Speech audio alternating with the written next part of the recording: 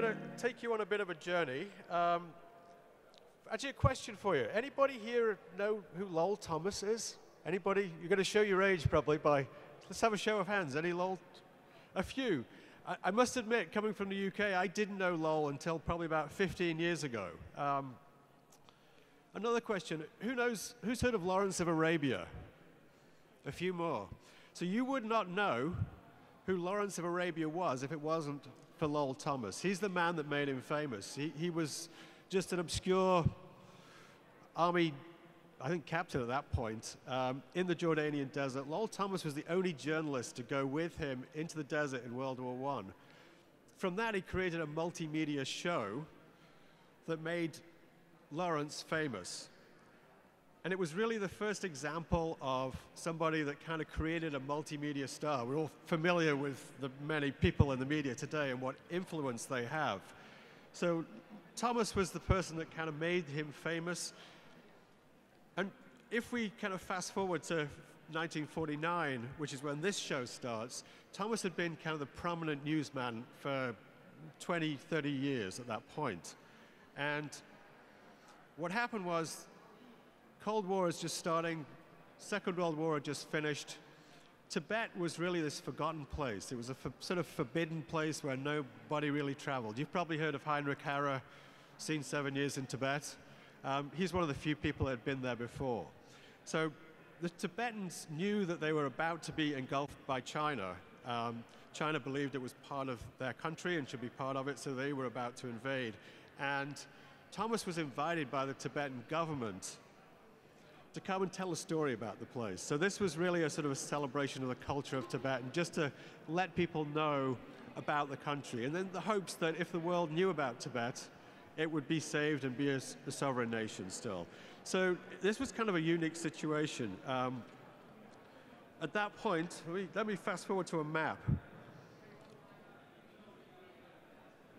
You'll see Tibet was incredibly remote. There was no way to fly there by plane. There wasn't even a road. In fact, wheels were banned in Tibet, so there wasn't even a vehicle. The only wheel was a prayer wheel. And that really had kept people out of the country. It was just completely inaccessible. So the only way for Lowell to get there was to ride on horseback from Sikkim in northern India. The trip, for many reasons, and that's a whole other story, ended up taking 3 months. An epic, epic trip.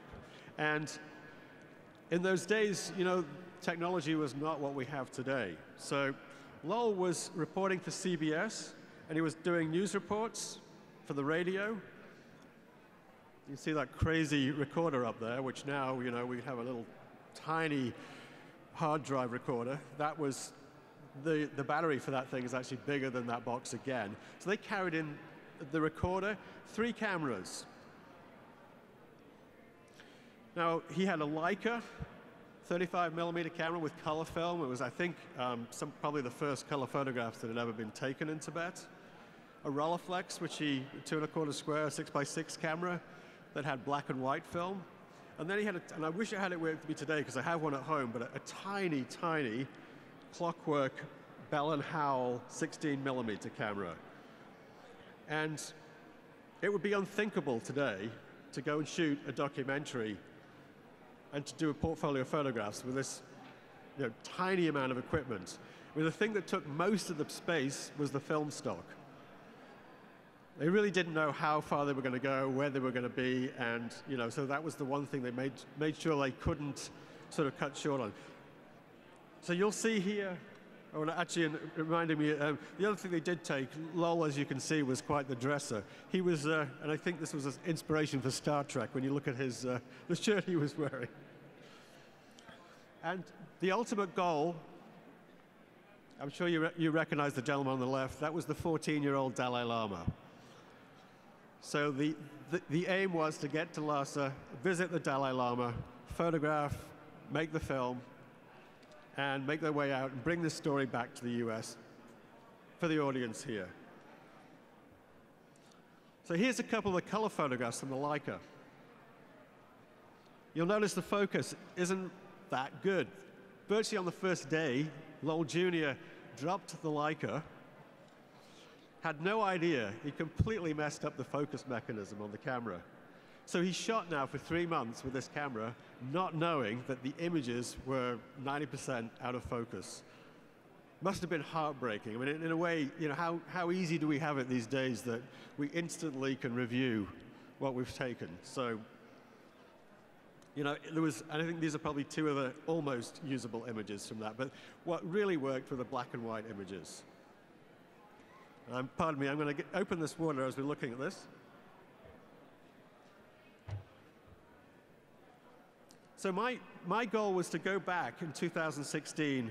We actually remade a documentary, which will be coming out this year, but we figured it was kind of hard to do too much video shooting with the equipment that we were going into with Tibet, so I really kind of pared down the system I took. And the aim was to really recreate the portfolio photographs that Lowell Jr. had taken. And you can see here, many of the scenes were very similar. So you can see from 49 a coracle that was used to cross the river into Lhasa. And today, the same people, same looking boats are still there.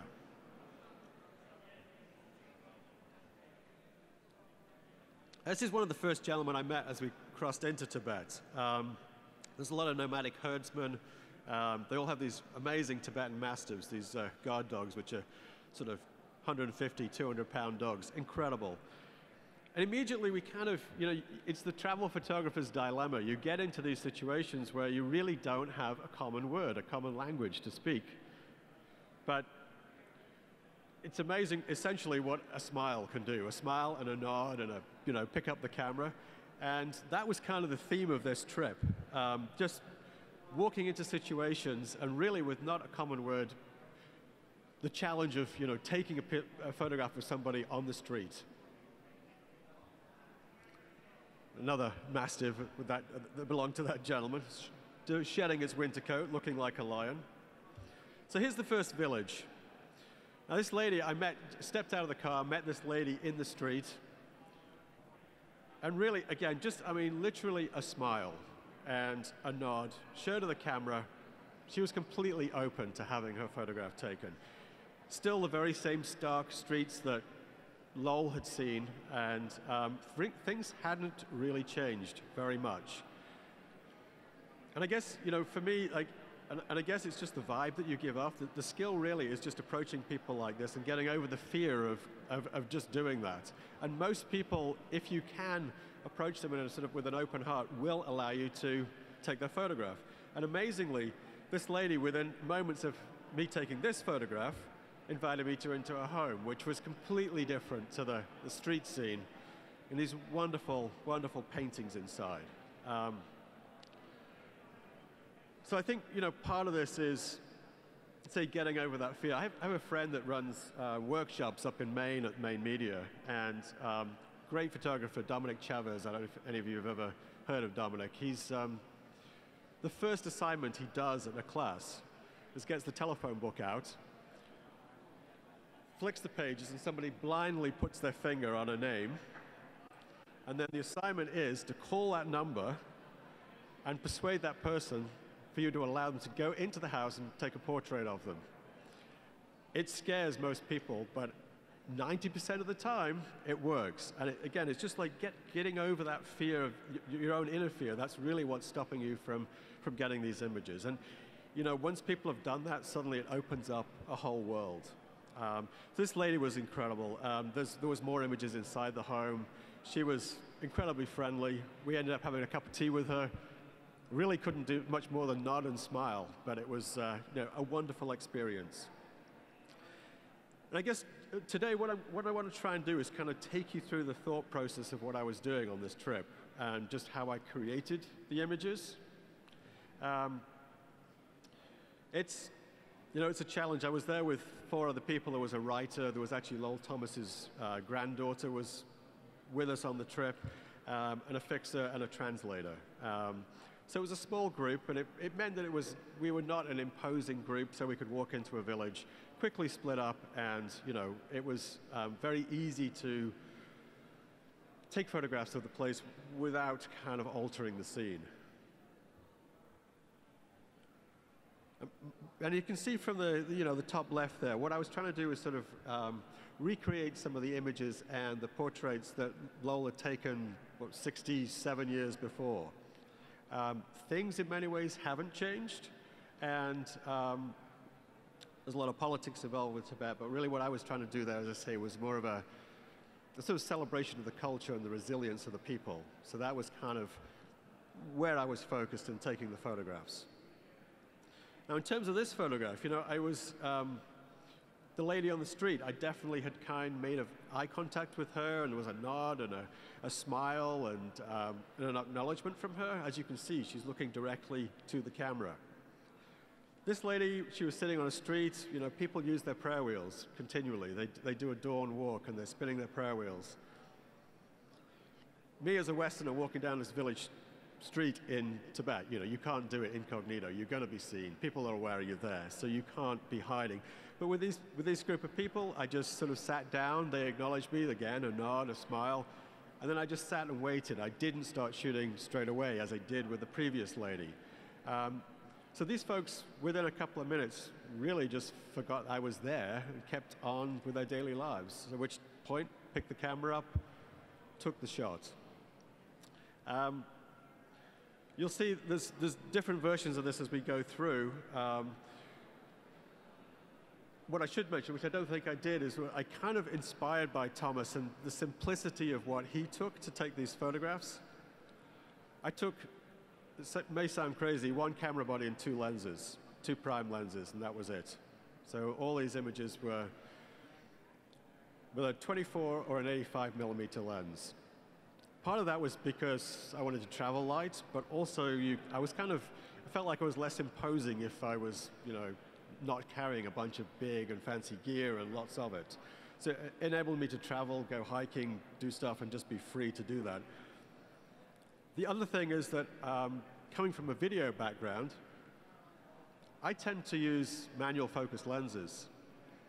The focus throw on a manual lens is much longer, so you can actually much more accurately focus with that lens than you can with a modern autofocus lens. And so essentially, yeah, I've had Nikon D800, a 24 millimeter lens, and a 85 manual focus. Couldn't be simpler. It kind of sets you up to, I'm often I'm sort of preconceiving the photographs. And even sort of pre-focusing. I'm really kind of thinking about the photograph before I go out and shoot. In this situation, I'm kind of spending a couple of minutes looking at the scene, figuring out the image that I want to get, and how do I do that? How's the camera set up so that when the moment arrives, I'm ready to go? It's probably a Steve McCurry moment, is that? Yeah.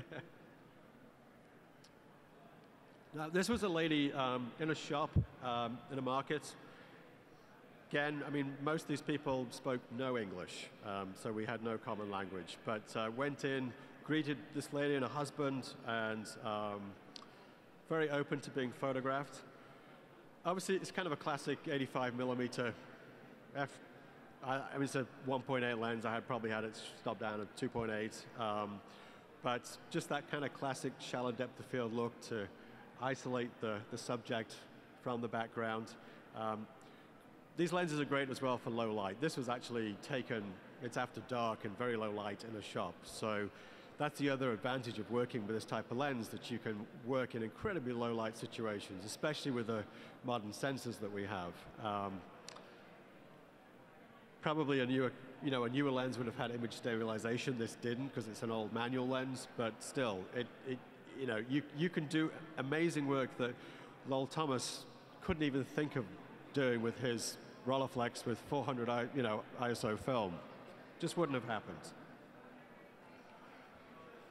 There were candid moments as well. So this was a young man that I saw in a shop, grabbed the shot, but then I like to sort of be respectful, especially when kids are involved. So took the photo. The moment was over, but then I went in and actually talked to the folks in the shop. His parents were sitting there running the shop, and I showed them the photograph, which is obviously wonderful in the digital world. They loved it and were fine that I'd taken it, so I feel like I can use it. Had they not been happy, I would have either deleted it or I wouldn't be showing it to you guys today. So again, it kind of reflects back on that, just being respectful to the people you're photographing, and either making contact before or after, and I just like to have that bond. I know a lot of people in street photography don't do that, but it's just kind of a personal choice for me that I kind of like to have that personal connection, even if it's just a shake of a hand or a nod or a smile. Again, another candid moment, and you know, just it's an instant with a lady on the street where, you know, you definitely, I made eye contact, and she's looking right at the camera, and there's that moment. It's a particular type of photograph. This one, I wanted that candid moment. This would not have, you wouldn't have got this expression had you made eye contact with this guy and kind of distracted him. So, you know, again, it was like, take the photograph, and then I walked up to him, and we had whatever kind of conversation we could have. Showed him the photograph again, which is great. And I think probably one of my regrets for this trip was that I didn't take a small printer. I think next time, if I ever do this sort of trip again, I'm going to take one of those little tiny printers just to take a, you know, to go back the next day and deliver a photograph to somebody. So if you're doing a trip and you can take a small printer, I think that's really worthwhile. I mean, it's great to share the photograph on the back of a camera with somebody, but if you can physically hand them a print, it means so much more. There is intentions that we're going to go back to some of these locations, so that if I do that, I will make prints and try and deliver them to these folks. We're hoping to do a book and an exhibition of the Lowell Thomas photographs and the new photographs this coming year, and that's going to be in northern India, and we'll probably go back, hopefully, to Tibet as well, so we'll revisit many of these locations.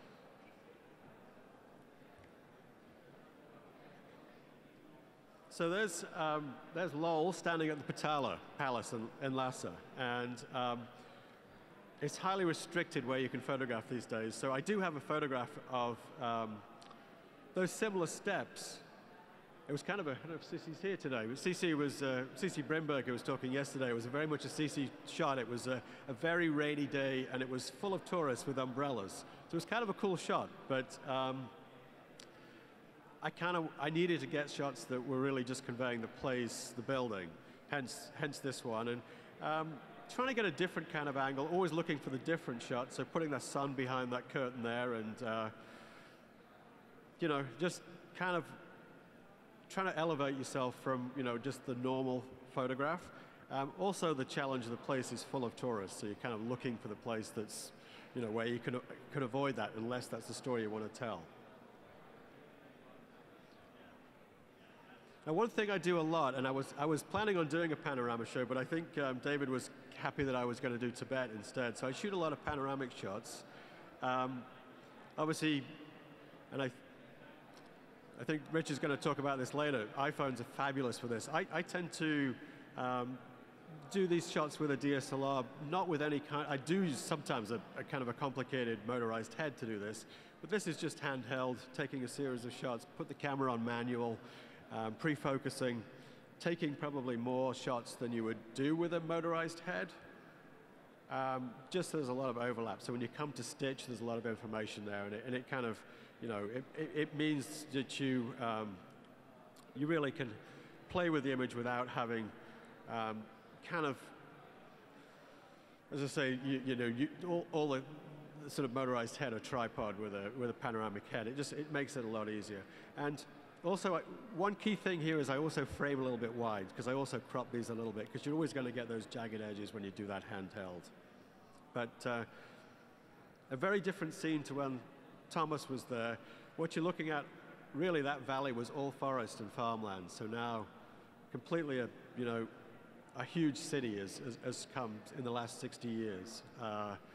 Quite a changed place. And I'm sorry I don't have more of the older photographs here today. They're tied up in an archive, but the contrast is incredibly stark. And hopefully, let's say the book will come out later this year, and you might, if you're interested, you'll be able to see it there.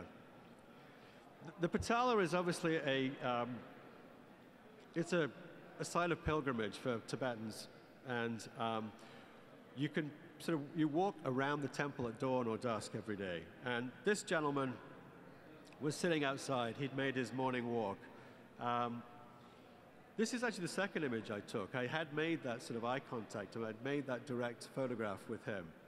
And again, I just sat and waited with him for a while. Just let his day carry on.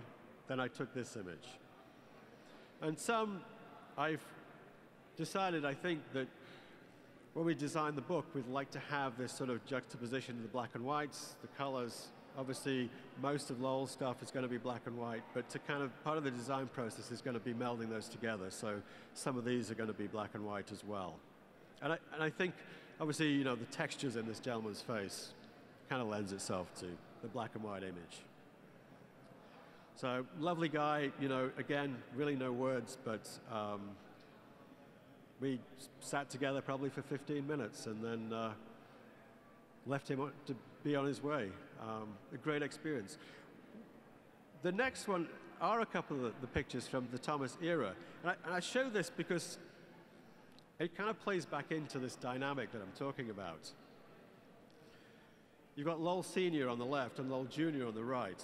Lowell Jr. was the man that really took most of the photographs and shot the documentary. And you can see the different dynamic they had with their subject matter. Lowell Sr. was actually probably only about this tall, but always kind of elevated himself. He wanted to be the big guy, always at the forefront. And I guess, you know, he's a TV presenter, he was a newsman. He always wanted to be center stage. And you can see that dynamic in the photograph. He's sitting up and he's above this young man. This was a candidate for the Panchen Lama. Lowell Jr., on the other hand, I guess hopefully mirroring what I'm trying to do these days when I'm taking photographs, just had a more respectful approach. So, you know, you see him, he's down, he's engaged with the subject, completely different from his father.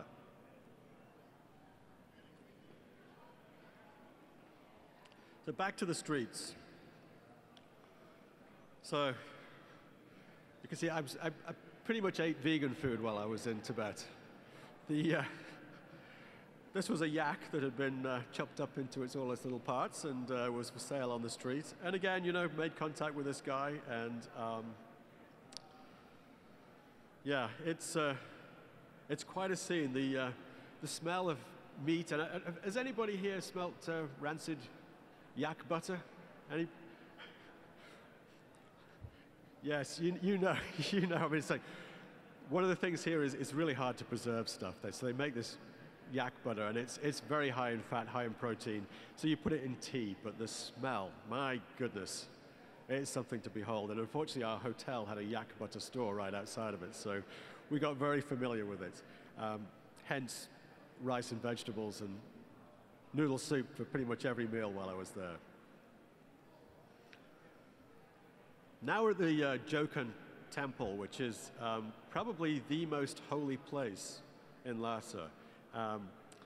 People, again, at dawn, walk around the temple. And this is a place where, with a big crowd like this, you know, the style of kind of connecting with the subject matter isn't going to work. You've got to, you know, just too many people to make that happen. But again, it's just being respectful, not being pushy, not getting in the way, and you know, just kind of preconceiving the shot. I actually walked around this area for quite a while to pick the spot that I thought was going to be the best place. And these people were definitely aware of what I was doing, but you could tell they weren't bothered. They were just carrying on with what they needed to do. So again, have respect. And sadly, actually, one note, this building actually, I think, burned down several months ago, which is a great shame because it's been there for thousands of years. And that story is, really, there hasn't been much news about that. So kind of hoping that we get an update. Maybe the fire wasn't as bad as was first, you know, reported in the news. So off to a monastery. Now, because we were in a small group, we managed to break away from kind of the hubbub of Lhasa. It was quite easy to kind of get into the backwoods, or not the backwoods, but the remote areas of Tibet. This monastery really wasn't visited by many foreigners at all. But people were very welcoming, And I wandered around and just kind of picked the spots. And again, it's like, sort of preconceiving. And one of the things that I think it comes from a filmmaking background that I do is you're putting a story together with a sequence of images in a film. So you're kind of taking a wide shot, then you're taking a medium tight shot, and then you're going in for a close-up. And it's so that you can cut a film together. And I often do that same approach when I'm taking photographs. So you're kind of setting the scene, then you're going in for a bit more detail, and then you're going in for a lot more detail. Because I only had the 2 lenses, there were some choices to be made in that scene setter, so I put the 24mm lens on because I want to get these wide shots of the location. Found this wonderful staircase that goes up into the temple. Then inside, the monks, wind their robes around and leave them between times of when they're making worship. And so it's a wonderful, smoky, kind of always atmospheric scene in these places. Again, it's a sort of a testament to the advantages we now have with digital photography that, 1 minute you can be outside in bright sunlight. Next minute you're in a this actually looks a lot brighter than it was. It was a very, very dark room with shafts of light coming in from just a few skylights. And so the advantages of that digital camera are fabulous. I actually had one other person with me that decided to bring a beautiful old Leica, very similar to Lowell's, on the trip, and she only brought that, no digital. Had a terrible time coming through India with 50 rolls of film, going through X-rays and 5 times to get to Lhasa. And then she had 400 ISO film, so you go inside the building, she had no way of shooting. So very frustrating situation for her. And it's, in some ways, I still own a film camera, but it's a romantic notion to keep on using it, but the reality is I don't. So I'm very glad for the digital era.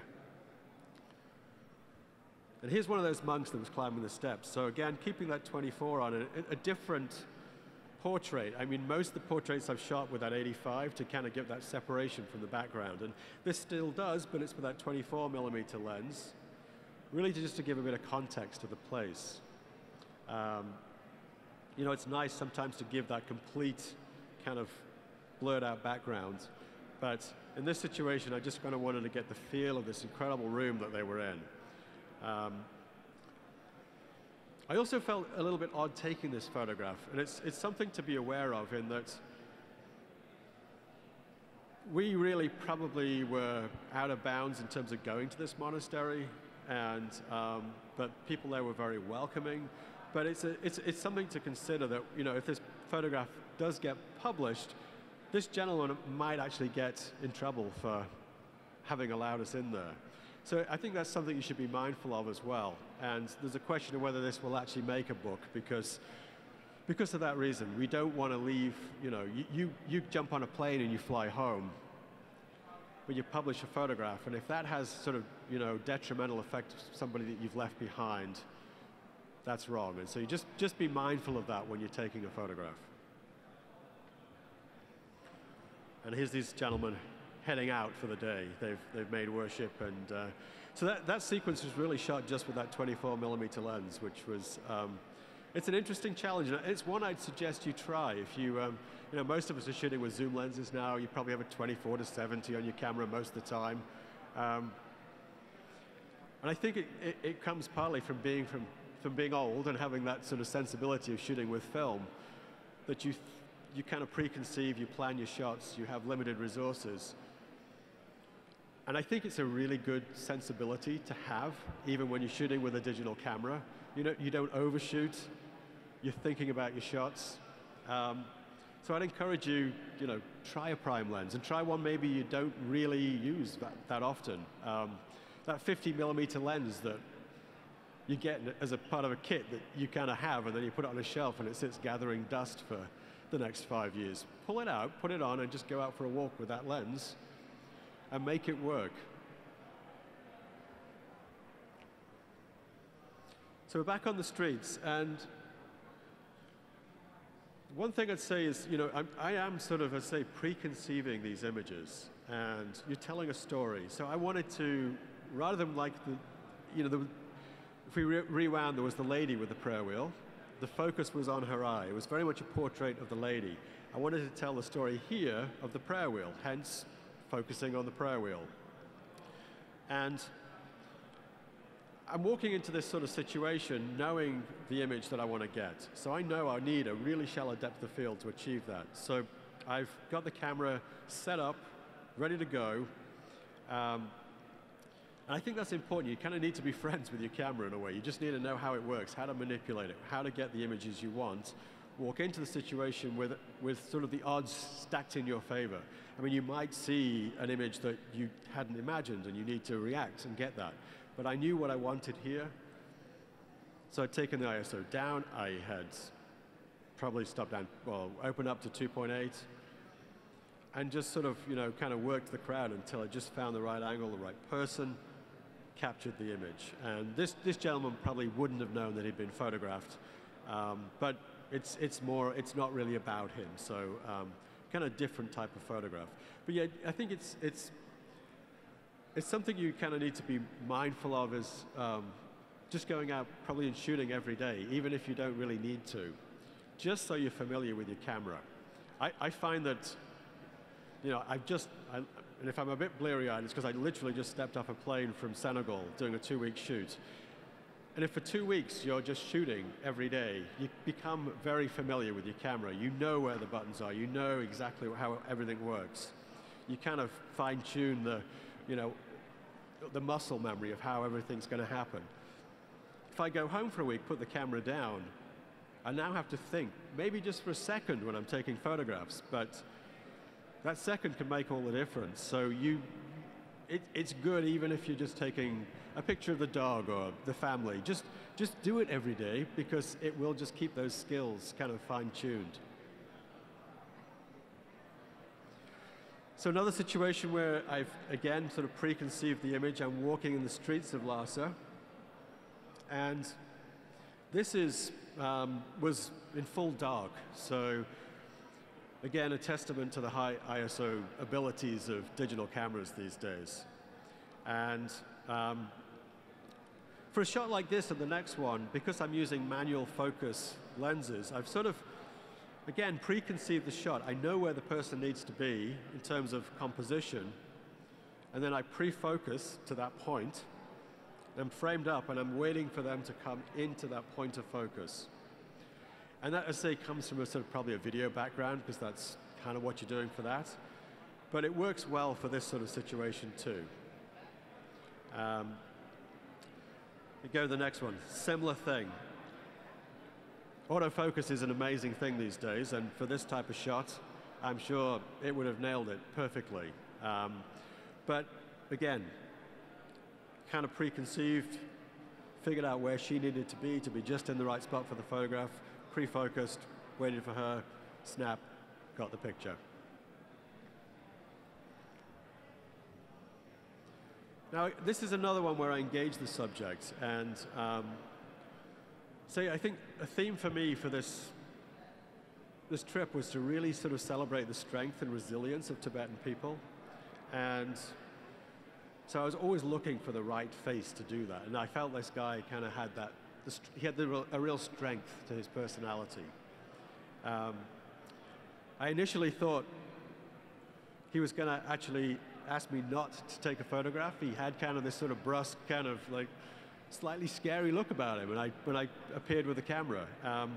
But again, it's just like getting over that fear of like, okay, well, he doesn't look receptive, but maybe if I just try and give him that extra smile, and it worked. But he still had that kind of the look that I was wanting to capture.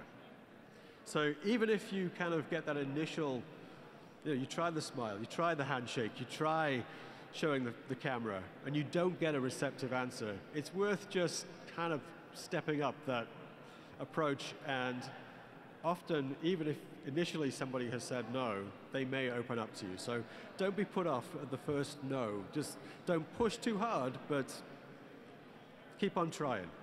But but if definitely if there is a wall there, don't push it. And I wouldn't take a photograph of somebody if he definitely had said no. I wouldn't have walked away and taken one from a distance. That would be disrespectful.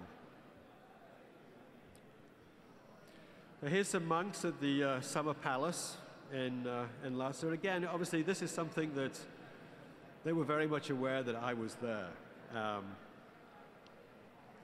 It was kind of a dilemma here. There was such color, and at the same time, I was also knowing I was taking black and white images, but obviously this one lends itself perfectly to the color image. These gentlemen probably had come from far away to make a pilgrimage to the palace, and again, just very open to being photographed. And, wonderful, wonderful colors. Same with India. We traveled through India on the way here, and I don't know if any of you traveled to India, but it's these countries are just a dream for a photographer. You can't go wrong. It's just a wealth of images to shoot.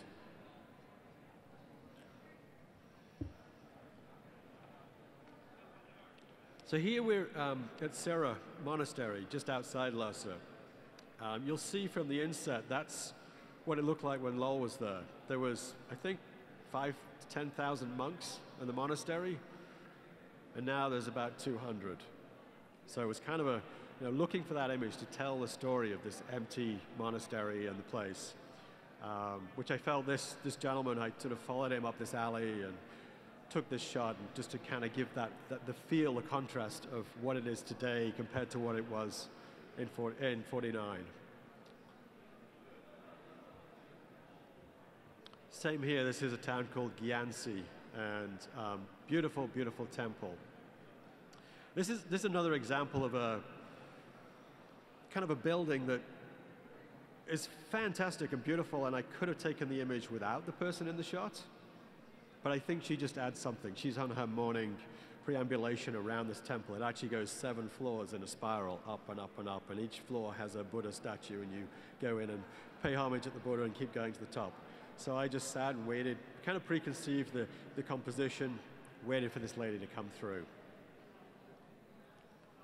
By this time, we were kind of on our way out of Tibet, back into the country, the high passes that lead back into India. And this is the country that Lowell had ridden through on a horse.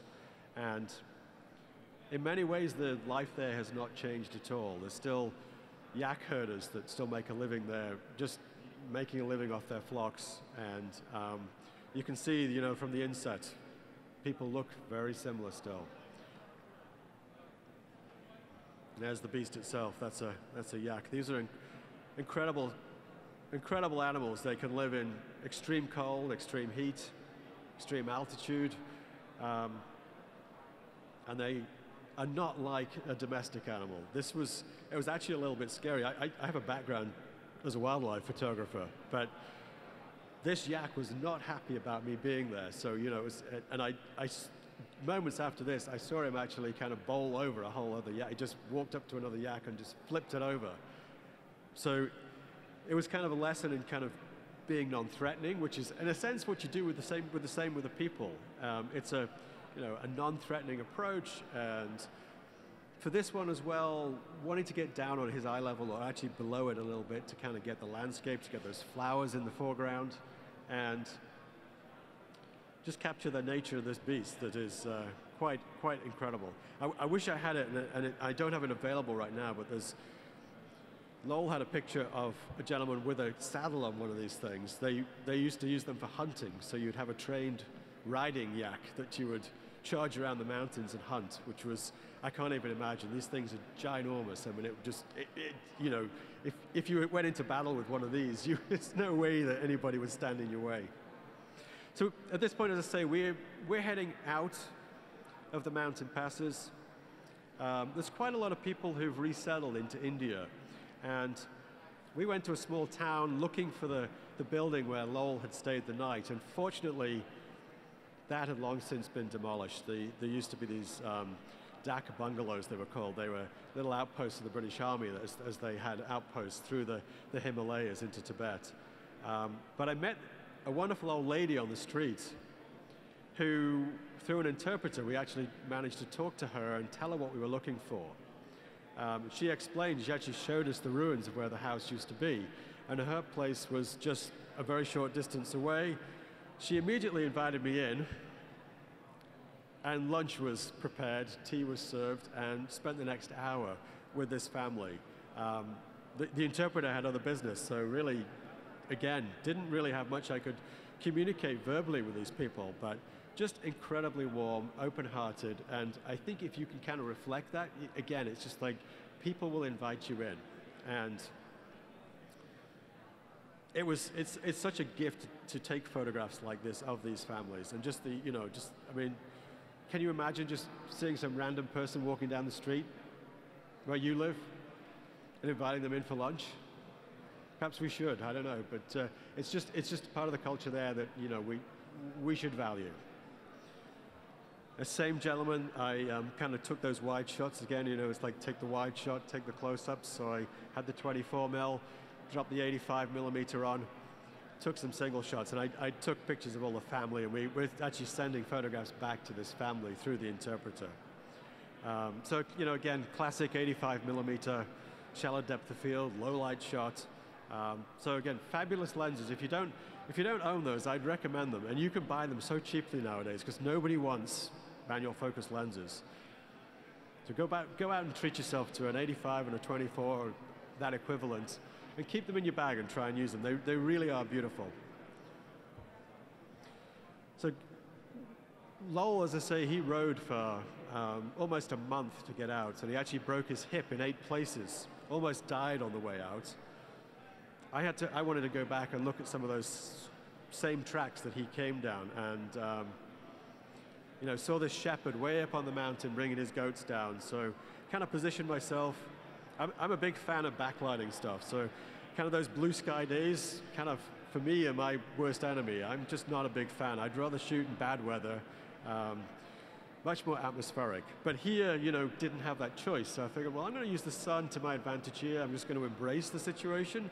I'm going to backlight it, put that tiny little figure up there on the mountain, and these goats were trotting down, so I actually waited a few minutes for that goat to kind of come into just the right spot.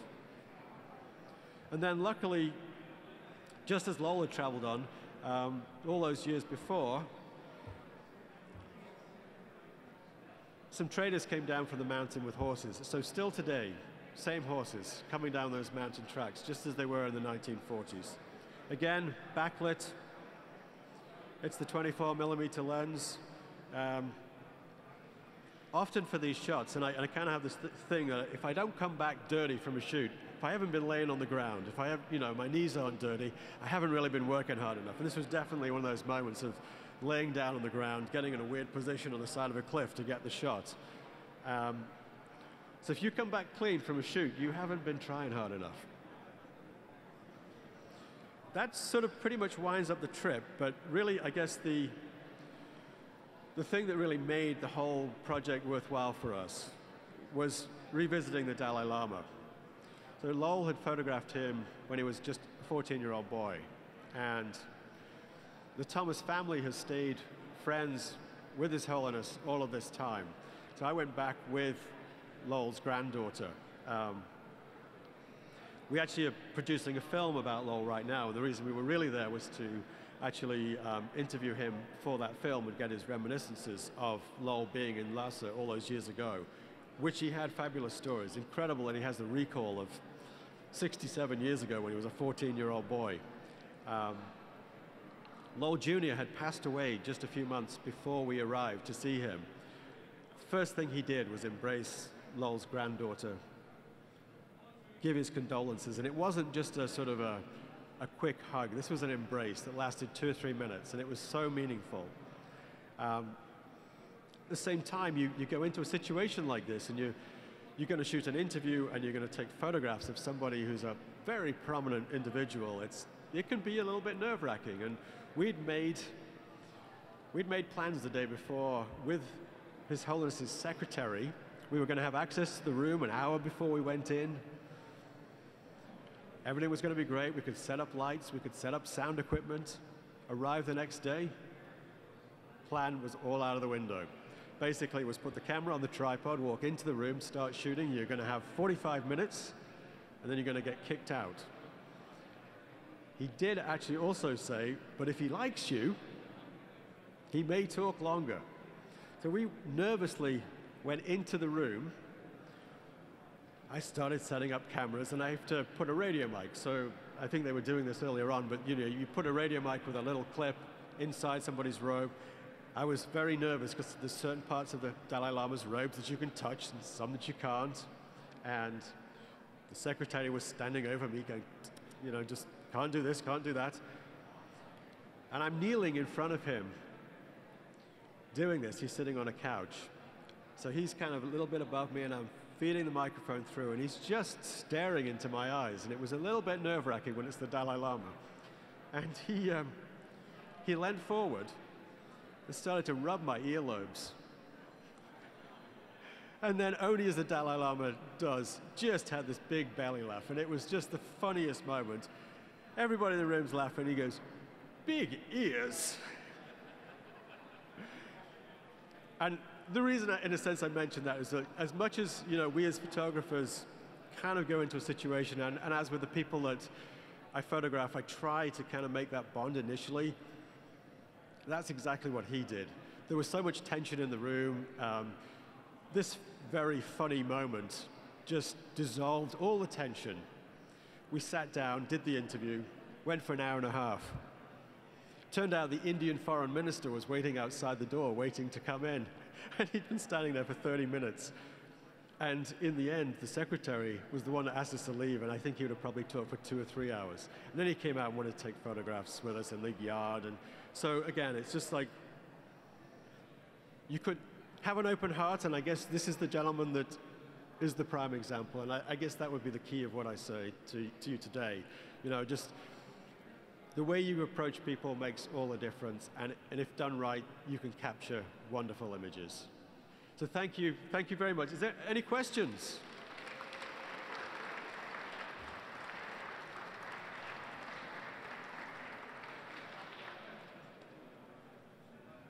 Put the water down. Thank you. Just one quick question. How often do you show your subjects, your camera, your pictures you've taken, that sort of thing? Most of the time. So, in a way, I think the lesson is I probably should start taking a print around, because I'd like to both show them those images, and I do that most of the time, unless time doesn't allow. But I also would love to start leaving those images with people. So, there's these little battery printers these days, and I think I'd encourage you all to go get one of those if you're making trips to these type of places. I'll take a little Polaroid type camera too. It's so valuable. I just came back from Senegal. I was with a medical charity that does clinic work in remote areas, and they'd been the year before. So they did exactly that. They brought back prints for the people that they'd seen the year before. It was, people were over the moon. They just don't have the ability to have photographs. So meaningful for someone to have a picture of their child, that they can keep in a family album somewhere. Thank you, David, for that. I'm looking at the Society of American Travel Writers, and Lowell Thomas Award is $20,000 for a multimedia project. Yep. Were you part of this, or are you familiar with that award? I'm familiar with the award. This is not part of this. This was sponsored by the Thomas family, but Lowell, essentially, the quick version is he ended up owning ABC Network, which was sold to Disney for more money than you can imagine. So there was a large trust fund set up. That's paid for many things, this award being one of the things that continues to be supported. If you're familiar with the Explorers Club here in New York, Lowell bought that building and donated it to the club. So he had a big reach. Yeah. Just curious, do they have, or did you see in the homes that you went into, mirrors? Are they aware of what their personal image is close up? To be completely honest, I'm not sure. I try to be observant, and I guess I wasn't as observant as I should have been. I don't know. Now you say that, I'm not really aware of seeing a mirror, but I also wasn't really looking. But certainly people loved seeing their image on the back of the camera. But when I go back, I'll actually look, because that's a good point, and I don't really know. I'm sorry. You mentioned that many of the photographs taken by Lowell Thomas and his son were out of focus, unfortunately. Have you tried reconstituting them using deconvolution software and a fast Fourier transform in frequency space? Yeah, I'm lucky. I'm sort of lazy in a way because I'm on the road so much that we have a photo editor that's working on the images, and he's a wizard with software, and he has tried that, and it just still, most of them were just so out of focus, and it's kind of it's almost like a tilt shift effect that a little bit of the image is in focus, and most of it is so out of focus, it's just beyond saving. I mean, can you imagine 3 months of shooting? It's heartbreaking. It must have been heartbreaking for them. But fortunately, the black and whites and the film, which is called Out of This World as well, which will, I think, be freely available online this coming year, actually. So keep an eye out for that, because the idea is the Thomas family want to have that available to the Tibetan community in particular for free. So that it probably won't be on Netflix or one of those. It'll just be hosted online, its own website. So if you're interested in the subject, you know, that should be out within the next 6 months. So, David, after the Dalai Lama rubbed your earlobes, did you achieve any type of spiritual enlightenment or your work improve? Well, that's the funny thing, and I didn't realize that until he'd done it, because I was like, why did he do this? And I guess the size of your earlobes is a sign of how enlightened you are. Fortunately, of course, as soon as I got home, my wife looked at me and said, "You have small earlobes." So I wish, but probably not. Any other questions for David? Okay. David, thank you very much. Thank you very much.